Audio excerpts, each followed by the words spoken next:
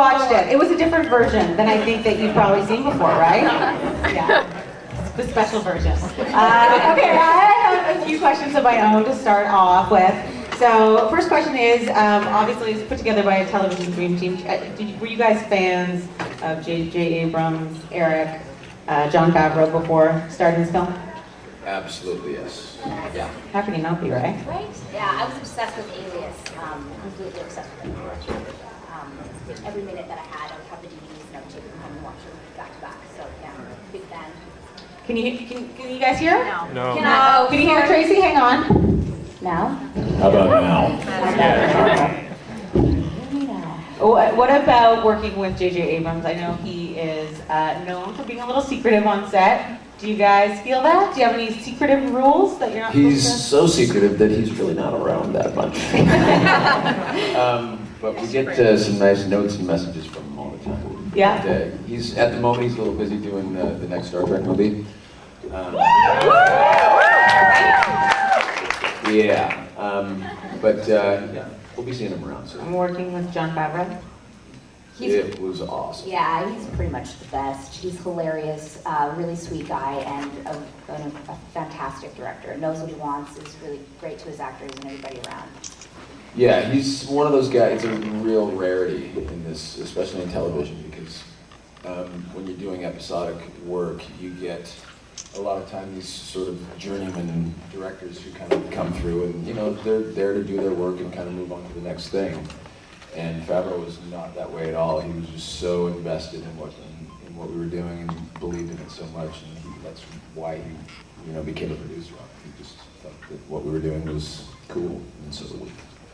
It's pretty great. Can you tell us, each of you, just a little bit about your characters, Charlie and Miles?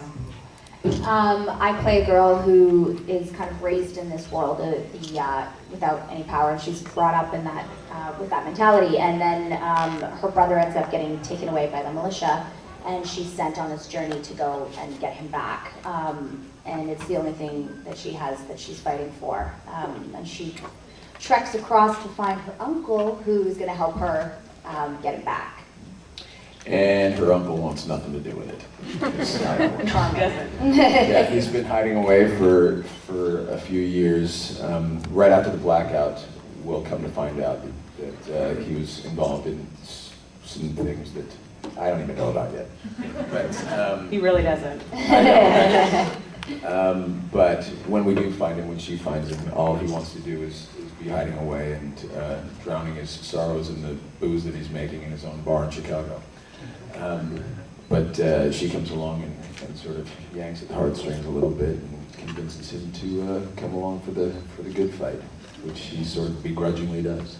That's a good adventure that ensues.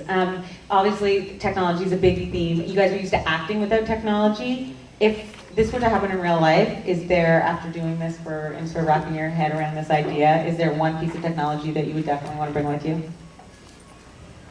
Well, we can't shoot the show without a camera. Like what piece of technology did we miss? Like, what would you miss the most after, acting it as you, Tracy? What would you miss the most? I What would you want to mean, bring you with know, my answer's so boring. It's my cell phone, because I call home all the time, and being that, you know, we're traveling around all the time, I'm constantly calling my folks and my brothers and, you know, all my loved ones, and so being without my cell phone would suck.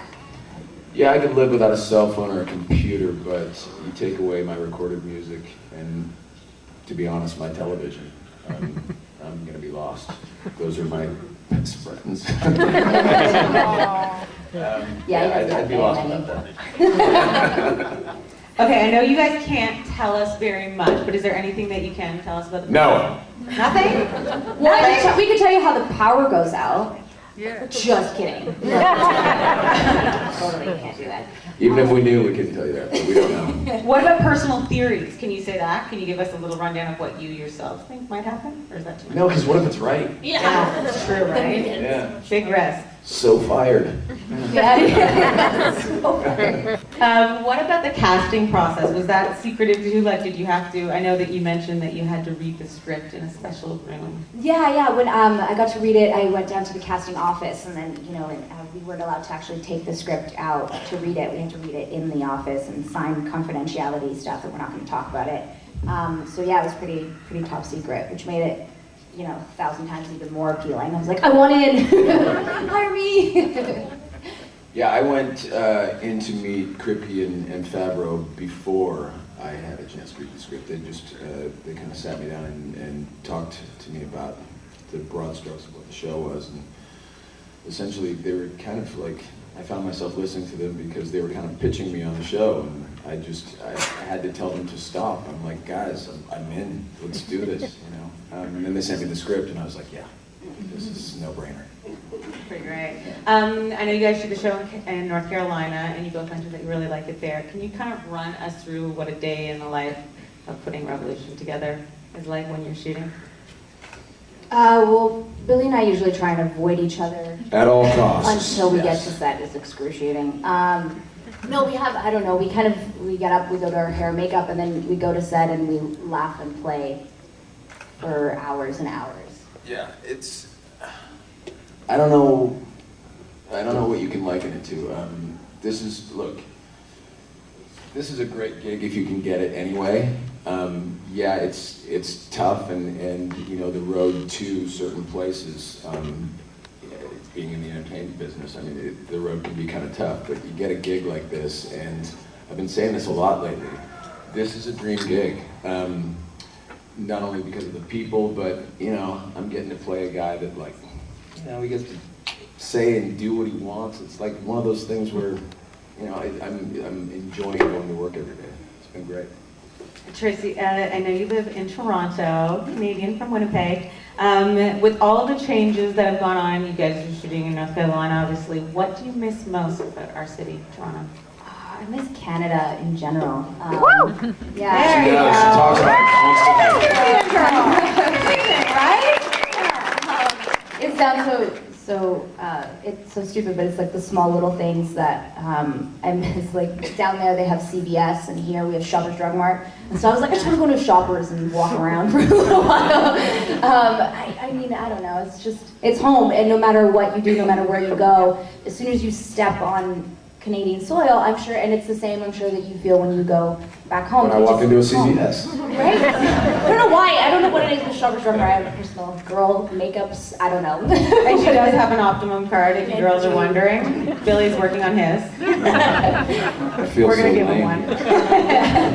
one. Okay, you guys want to ask some questions? You guys want to? No questions at all? Can you tell, I'm going to keep going if you guys, no questions at all. Yeah, come on up. Come on up. Do you want Mike right here? Oh, yeah. Yeah, come on up. Or we can hear you. You can just Or you shout can it. scream out one. Yeah. Maybe you, yeah. Oh, you don't have to go to the mic. It's very short. That's really awkward.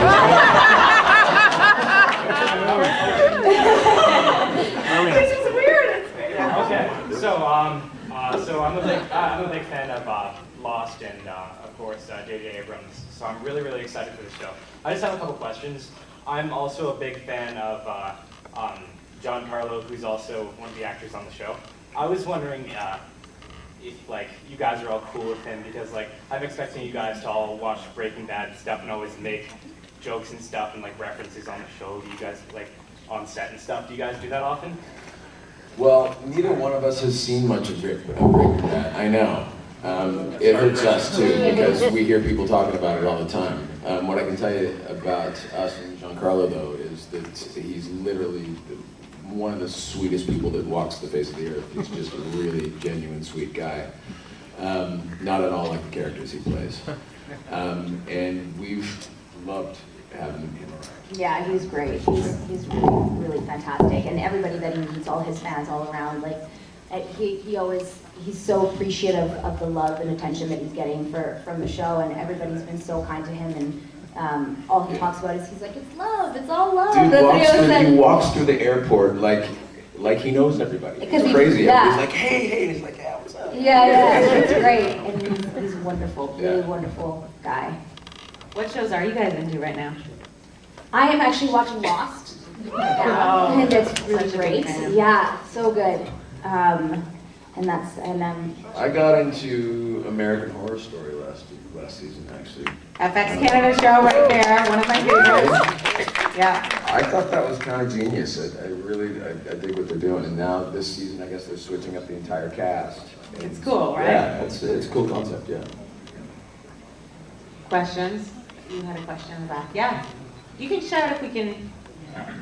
Come on up. The mic's taller.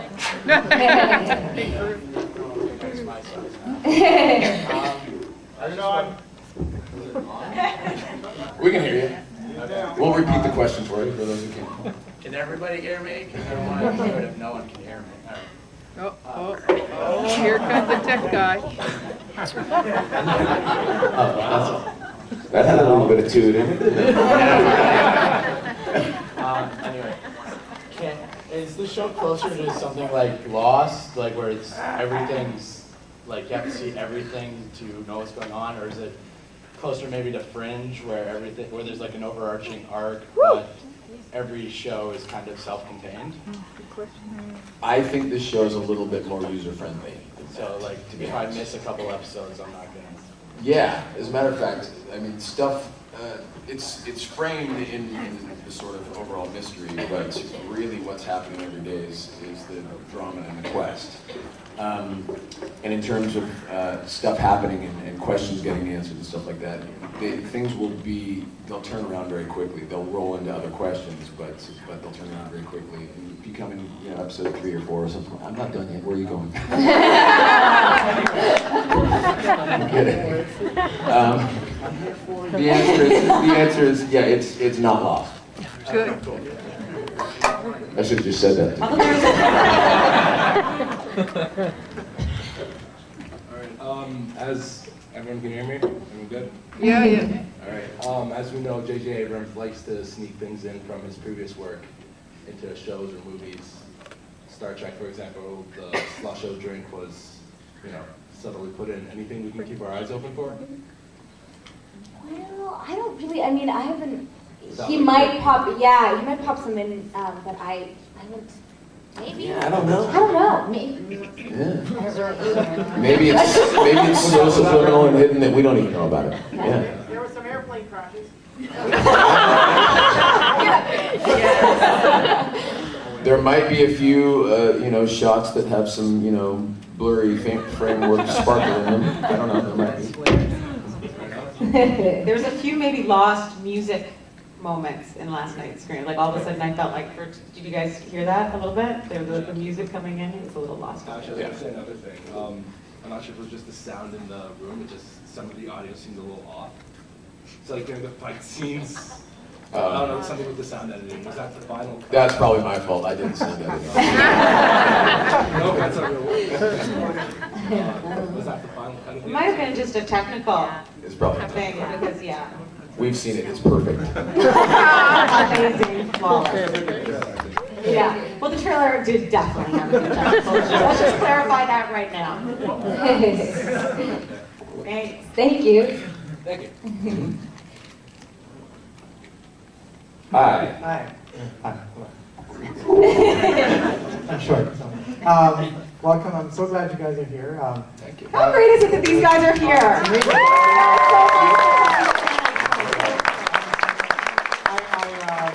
Like many of us, maybe I was watching the Olympics hardcore, and I watched NBC too, and the previews of Revolution, I think, was on like every time. So I was just so pumped. I just can't wait to watch the show. Thank you. My question is, I love the industry. I'd love to get into it someday. I love to entertain. I'm a singer with my twin brother. He's going to ask questions too later on. But I was just wondering if... Really? Sing us something. Just kidding. I love it. But I was just wondering if there are any roles that you guys auditioned for. You probably have auditions for a lot, but just some memorable ones that you really wanted that you didn't get. Oh man, those would be countless, I'm sure. Yeah. For me, it happens it happens backwards. I'll see something. I'll either go to the movies or see something on television, and I'll immediately get on the phone with my manager. I'm like, what the fuck was I gonna ask? I feel the same. Yeah. It happens, yeah. I mean, I don't know, I can't think of one particular, but like, Yeah. yeah, that'll happen where I'll watch something, I'll be like, oh, I want to do that, that'd be awesome, you know, and Like a Marvel movie or something. then, yeah. Avengers. Right. I was this close. Hi. Hi. So this show, it seems very physical, you know, you're on the run, you're fighting. So what was the training like for that? And my leading question is, what's your favorite weapon to use? Well, the training is actually very minimal. We didn't have a whole lot of time going in. So what you saw in the pilot, that fight sequence was it was constructed and put together in advance of us getting there. They worked on Jeff Wolf, who's an amazing stunt coordinator. He did all the Pirates of the Caribbean movies and stuff. He worked, you know, he'll work tirelessly on that kind of stuff. But when it comes to us, it's basically brand new, either the night before or the morning of. And we just sort of have to, like, you know, be there that day in all our glory. And that's kind of the way it's been working as we continue with the episodes. And your favorite weapon? Well, I've only got two. I've got a sword and a machete, and Yeah, and all I have right now is my crossbow. So that's kind of all we've explored, but who knows what'll come up. I mean, I'm excited to play. Can you really shoot the crossbow? I have shot it, Yeah? yeah. I mean, but it's also very like, hard. it's like a point and shoot sort of thing. Like, it doesn't really require much skill. As much as I wish it did. But it's cool, and we'll see. I mean, I'm excited to see what maybe more I get to dabble with later on. but the esoteric answer is the best weapon on the show: words. Hello. Thank you for answering my question. I'm glad you're here. Thank you. Hey, how you doing? Hi. I was wondering if J.J. Abrams is working on a sequel to, if you might know if he's working on a sequel to Cloverfield. I don't think that we would know that, but let's call him. Should we just call him? How much do you guys want him to really do that? Really do, I can tell. No idea. Yeah, I don't have a clue, but I liked it too. But they're so secretive, there's no way they could tell us even if they did. It's all physical. J.J. Abrams is actually a robot. That was funny. Sweet movies. Pardon? Excuse me? Makes some pretty sweet movies. He does, I agree. Yes, definitely. Thank you. Thanks. Okay, hi. I was just wondering, what is it like to sort of act in the situation of a post-apocalyptic sort of no technology world when our whole world is sort of so soaked in technology completely? What's it like to sort of conceptualize that kind of world in your mind and have to act it out? Sorry. What's what? Yeah. Somebody just got killed. I think they make it very, I mean, our set decorators and everything make it create such an amazing atmosphere that when we're jumping onto set, you really kind of fall into what's going on. And then, I mean, you just need a little imagination, you know? That's what I mean, and I think you too, you just kind of let go of the notion of the world that we are living in and jump into what this world is and what it would be like. Which is really fun to do if you can like kind of let go of all the rest of the stuff that goes along with it and really just like allow your imagination to jump into the whole story, and they help us along really well. Yeah, and it's a question that does come up a lot on set. We do have a lot of discussions about it, and that sort of feeds our imagination. But when forms of that question have been asked before, it always makes me think of like, wow, if I was a method actor, this would be impossible, you know? And it would be, yeah, it'd be certainly a challenge for anybody who does work like that. Thankfully, I don't. I make it up as I go along. So it's instinct and imagination. Thanks. You're welcome. Hi there. Hi. Hi. My name's Aryan. It's really nice that you guys are here. Thank You're nice to be here. I'm really excited about the show, and like my brother, seeing the trailers, it's just amazing.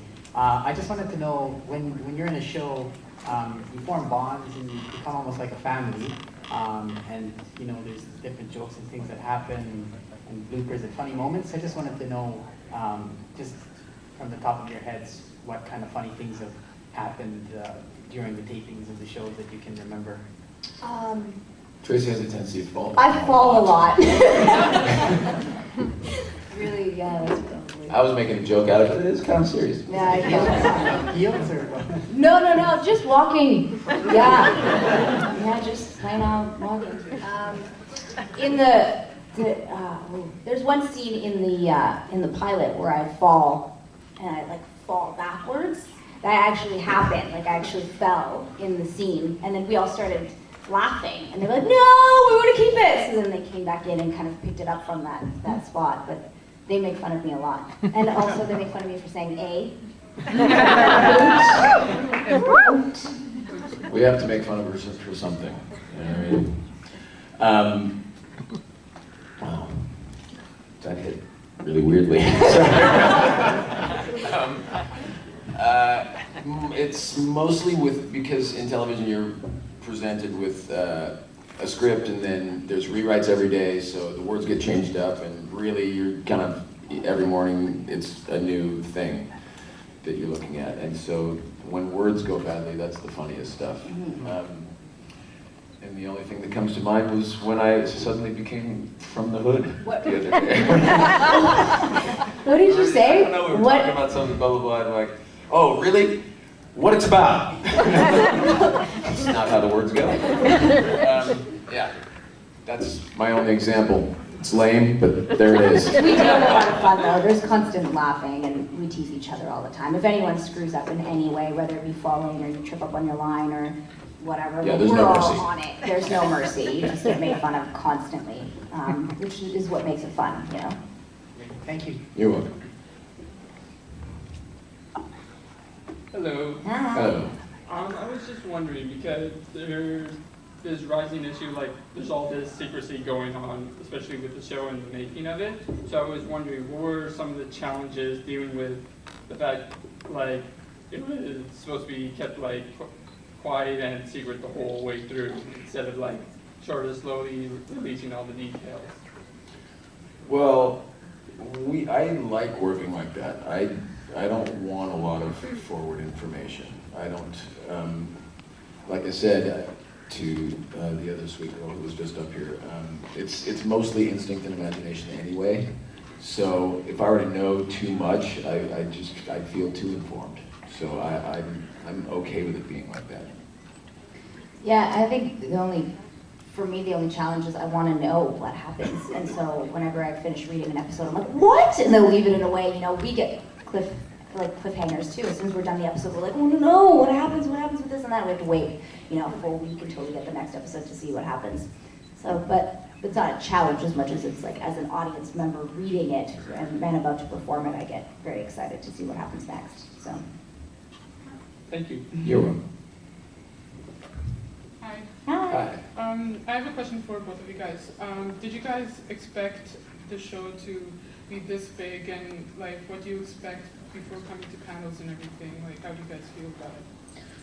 Well, first, we don't know how big it is yet. we hope that it does very well, and we hope that people will dig it and that it lasts for a long time. Right now, it's getting a lot of promotion and a lot of great response, which is nothing but great. But I don't know how to feel until the thing is up and running. We're all very proud of it, but we don't know. I get, like, you know, coming up and everyone's so warm and welcoming. I get a little shy, I get a little nervous coming up to the panels and stuff, but, you know, everyone's so nice and welcoming that you ease into it. Thank you. Hello. Hi. Just a question in terms of general storytelling. Like things like from either in the beginning or the middle or the end. There are some things like some content or themes that just don't like are a bit convoluted at times, or just don't sink in or gel into audiences. So I was wondering, do you believe that creators should stand by their storytelling, or should they like kind of add in things here and there, or What do you mean stand by it? like just like don't fix it up at all? If like the audience isn't kind of, you mean like if they're not kind of getting into the story itself, or? Like there's some like things like content, like it's a bit too gory or something like that. Oh, I see. And would they like kind of change it for the audience? Yes. Is that what you mean? Yeah, that's, you know, unfortunately we're in a business that is run by commercialism and you know, those things. I mean, on cable television you can kind of do what you want because you're not at the mercy of advertisers and things like that. I don't know why I'm talking about this, I'm just a fucking actor, but,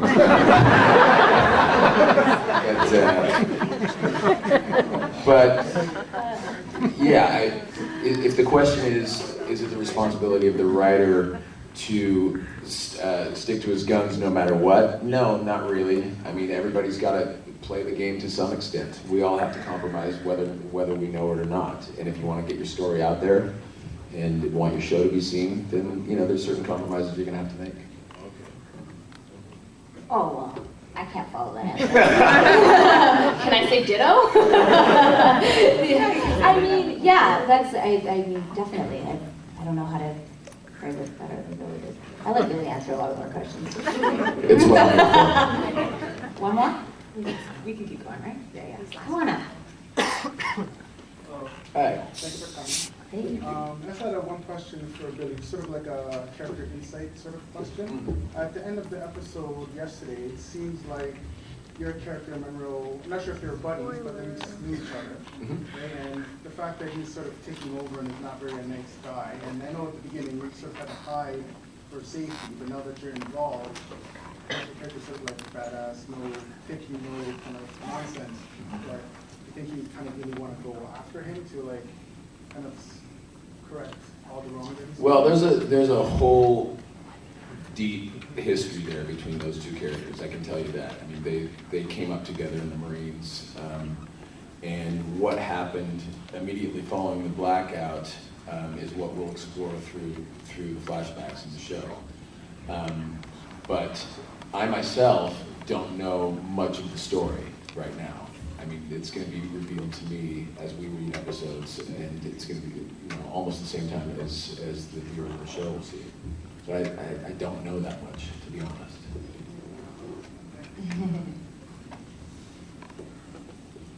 Hi. Hey. I just got my first job in TV. Congratulations. I really like it. I want to stay in it. Do you have any advice, like about how to thrive, survive? Mary's got great advice on this, don't you?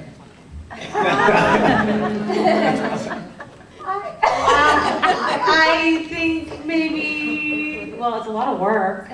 So if you're up for the work, I think you can do it. I don't know. Is that? It is. It's a lot of work, but you love it. It becomes natural, and I think you sort of.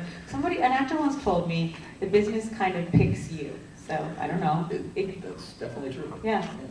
Because if you don't have to do this for a living. You probably shouldn't. You can probably do something else and be happy with yourself. If it's being an artist in general, it's kind of my feeling about it. You don't have to do it. Don't do it. But if you do, you bet you're in for the long haul, and you're going to get the shit beat out of you a lot. Am I cursing a lot today? I'm fine with it. There's no minors here. Thumbs up back there. But yeah, she's absolutely right. It kind of does pick you because you will have, if you have any talent at all, you will have success. I think it's a matter of being persistent too, and not giving up, and not looking at not booking a certain role that you really wanted, and don't look at it as personal rejection to you. 99.9% of the time, it has nothing to do with you, and that's something that we've all learned along the way. I always ask producers and directors, I'm like, why did you pick this person, or why did you pick me? And I'm curious about it. And they a lot of them say they've made their decision from the moment that you kind of walk in the door before you can do your read. So it's a matter of not looking at it as a personal rejection to yourself and walking out of the audition or not booking the part and letting it weigh on you and feeling as though you don't have that talent or potential, because I don't think that that's the case. You're there, you got in front of the people for a reason. I think you just need to keep on pushing forward with it and be determined. And I think that goes for any job, you know? I mean, you want to be a lawyer, you're going to go to school for 7 years, and then you're going to get out and you have to work your way up to getting to the level that you want to be. And it's, you know, the same in our industry. You just got to keep at it. Thanks very much. We got a last question here. Come on up. Hi. Okay, you, Tracy, you mentioned that you sometimes get left on a cliffhanger, like, you know, you guys have to wait the week to get the script. How much time do you have in between, like, getting the script and filming? Like, how, like, do you guys how much time do you guys to learn what's going on? We'll get it like Halfway through the, a few days kind of before we go to picture, and sometimes it lands on a weekend, so we get a couple extra days in there. we shoot an episode every 8 days, so on the 4th or 5th day of whatever episode we're working on, we'll get the script for the next one to sort of, you know, give us an idea of what's coming up. But beyond that, I mean, in terms of what they call the Bible of the show, we really know nothing about it. We have no idea where it's going. Okay. Thank you. All right, guys. Thank you guys so much. Thanks, for everybody. coming. Thank you, Billy.